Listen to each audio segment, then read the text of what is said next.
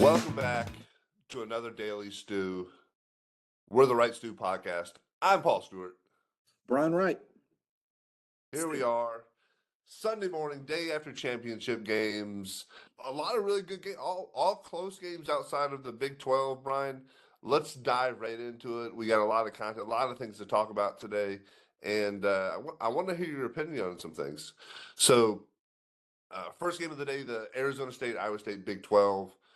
Probably the least competitive game of the day. We talked about it a little bit yesterday. Congratulations to the Sun Devils. So they'll be in. We'll have to wait and see where they get seeded out.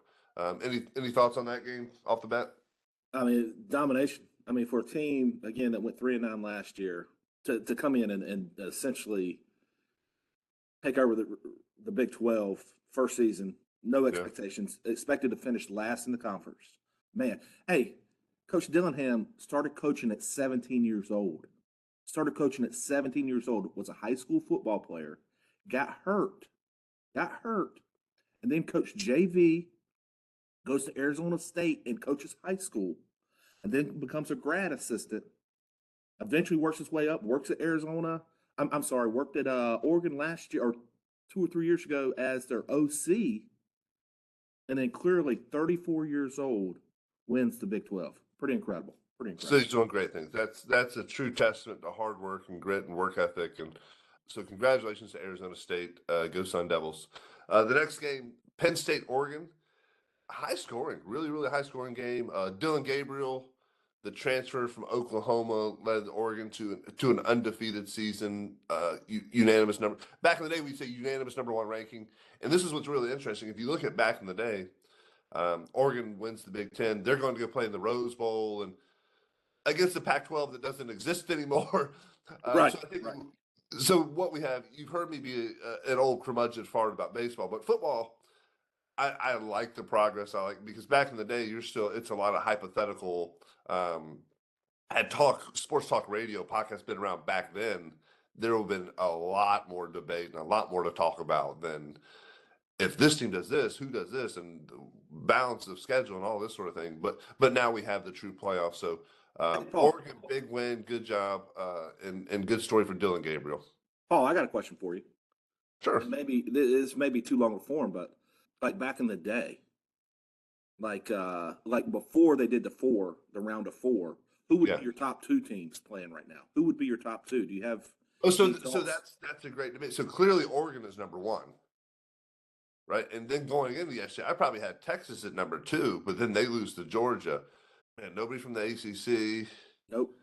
That's a tough debate. That's probably Notre Dame slipping back in the back door somehow and getting. Yeah, Notre Dame sneaks right back in, and now they're playing for a national title. And again, that's why everybody, I would say everybody, there's a lot of discourse and like people don't like Notre Dame because they don't have that true conference affiliation, no championship game to really, change that. So I don't know. I hadn't thought that's a great question, and that's one that again would have been debated. And you're right, it probably is Notre Dame. Yeah, I kind of forgot about how they finished and where they're at.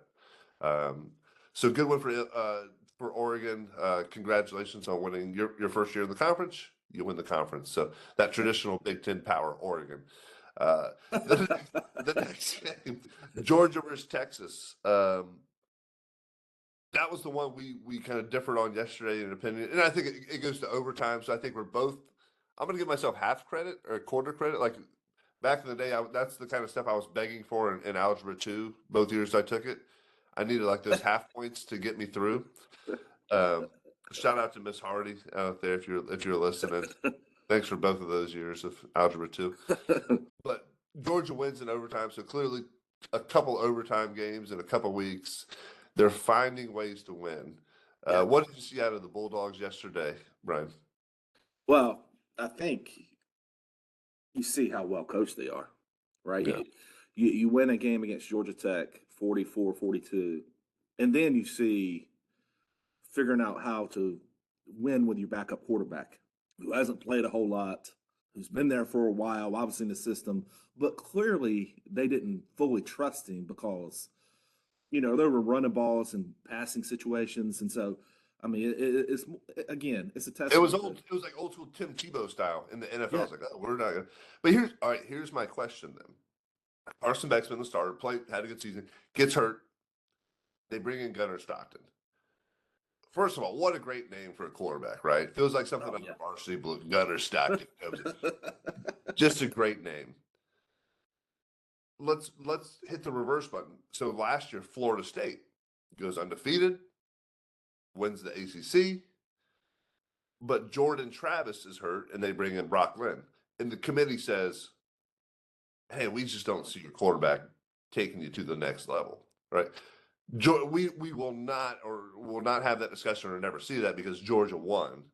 I would have been really, really curious. And I would have loved to hear the Seminole Nation going crazy about this because, hey, your starter's hurt. Let's talk. We get your backup. This is what kicked us in the pants last year. Well, when you get on social media, that's definitely a joke conversation now. ACC was so reliant on Travis, and so that made I think that was part of the argument. I didn't agree with it at the time. I thought Florida Yeah. State should have been in, but they were so reliant on him. And I would also say that now I think so your conference champions automatically get get that first Yeah. round Yeah. bye. I do feel like it should, if it matters, it should drop. It should have some impact. I mean, maybe not. I mean, this has got to drop them to at least the bottom half of those automatic bids, right? I mean, that's got to have an influence of where they're Yeah. going to be, Yeah. or I would can it? think I don't so. know. I mean, it's still the SEC, so Yeah, but at the same time, you're down a quarterback in theory, right? Oregon's clearly going to be the number one. I guess it becomes Arizona State's probably the one that's not considered as high. So it's the 3-4. And at that, honestly, at that stage, though, if you're playing at that level, that deep into the season, you're going to be playing good teams anyway. Maybe I there's think some matchup things. I don't think that it's splitting hairs at that point. I don't that's think it right. really matters a ton. But I, it'll be interesting to see if that the does game, factor in. the ones that do matter is that 5 through 8 that get home play. I feel like that's a huge advantage. Oh yeah, They get home playoff games. So 1 through 4 gets these buys. The next round is neutral sites tied to bowls. But this first round, 5 through 8, I mean, first time ever, super. I can't imagine the excitement, and so it's going to be interesting. Those games are going to be really fun to watch. That yeah, home absolutely. environment. And if there's anybody out there who wants to sponsor a trip for the Right Stew podcast, we'd be happy to accept your money, your plane tickets, your game tickets, and we'll go do a special on the scene podcast just for you. So if anybody out there wants to sponsor that, let us know. We'll make that We can happen. make it happen, no doubt. So last game of the night, the Clemson versus SMU. Clemson wins with a 56-yard walk-off field goal. Incredible. Clemson looked like the team in the first quarter. Like that was the national championship team right there. And I've seen Dabo talk on this all year. He says we haven't played a complete game all year. You see quarters, halves of it. I went down to the Clemson NC State game in Death Valley this year, and I know you watched out being a State fan, and Clemson for the first half looked like again the best team in the country, but then they just can't put it all together.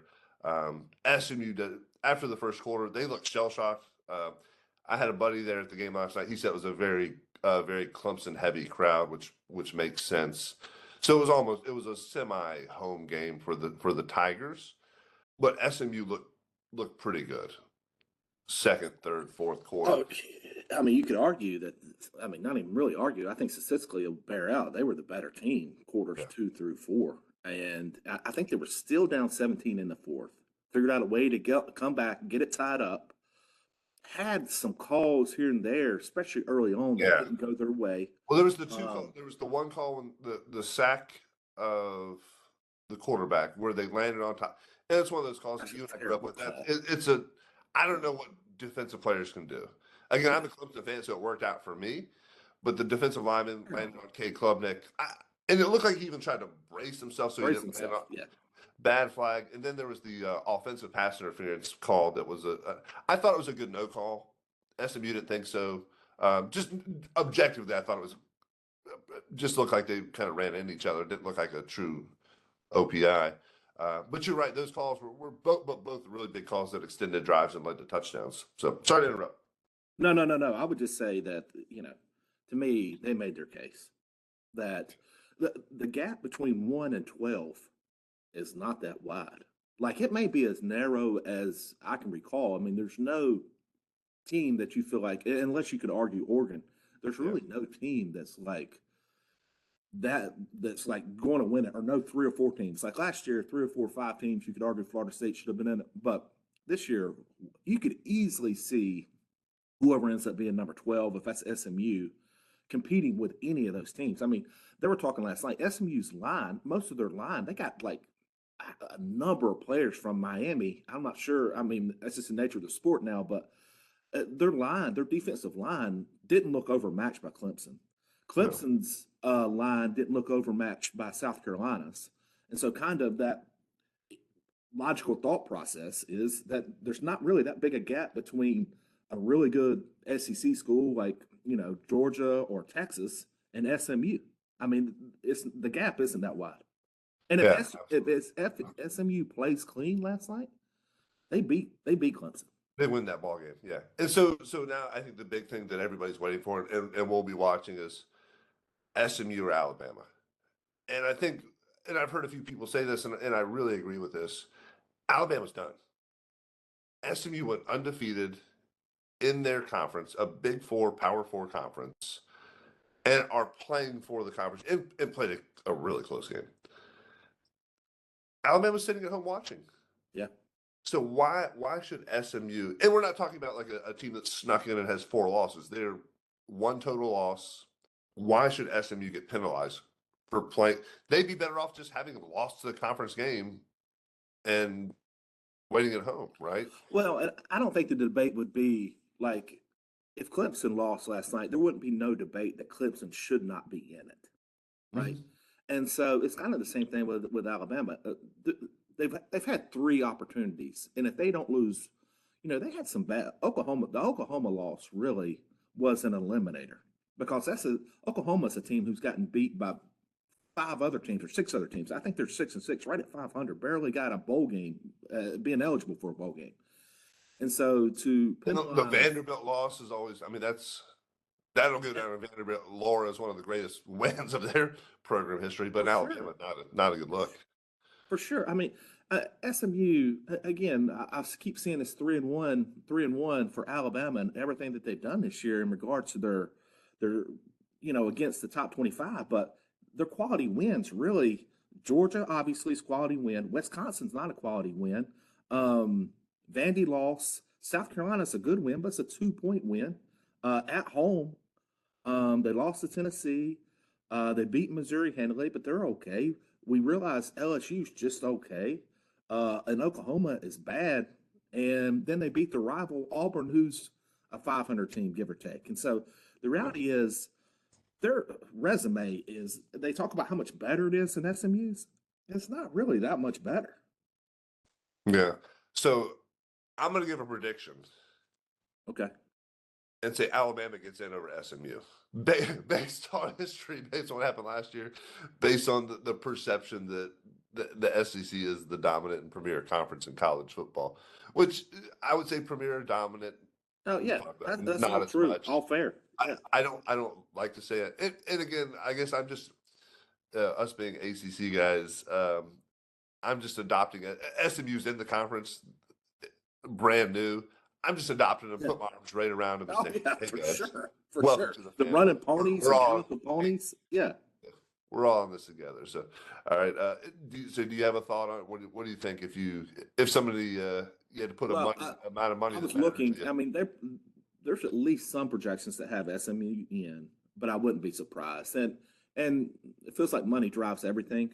And if Yeah. we're looking at interest and money driving and who's going to show up to these bowl games, you put Alabama in. If money is driving everything, which it feels like it does, they end up putting Alabama in. If you're truly putting in most deserving, SMU, I think, is in. Yeah, that's fair. All right, last one for you, Brian. So Dr. Pepper, a big sponsor of these championship games, and Okay. at halftime they have the game where they throw the balls into the Dr. Pepper bottle. Right. And it's usually a young man versus a young woman. They're throwing it Fair. from like, what is it, like 10 yards, whatever it is. It's not a long throw. A lot of the winners now are doing this modified, it's a two-hand chest pass into the hole there. I saw that. I was All disappointed. right. So do you feel like Dr. Pepper should go back and say, look, this has to be a true quarterback.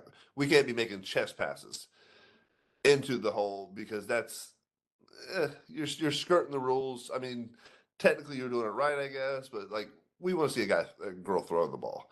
Do we go back and make him throw the ball like a quarterback, or are I you okay think with the chest passes? no. Here's the deal. I'm kind of torn on it, and I can see both sides of it because I feel like if I was just making the rules should be like one hand, like you throw a football. That's why you're using a football and not using a basketball or something that you would use a throw a chest pass with. But I would say if one of my girls were there, chest pass it up, chest pass it up. But I think the rules should be in place. I don't love them, when they're competing against different sexes. I don't necessarily think that's fair at times. But the reality is chest pass needs to be out. What do you think, Paul? Yeah, so I'm in the same boat. If my kids have an opportunity to win a bunch of money, Do so I whatever don't you have got to to go to do. college, get it done. I'm all in favor of shooting underhand free throws. I'm one of those guys who cares more about the result Than how it looks. than the way it looks. So I would say for me personally, from that perspective, from a fan's perspective, and Dr. Pepper probably not probably they do the best job with commercials out there. They're funny and the Fansville, the whole thing.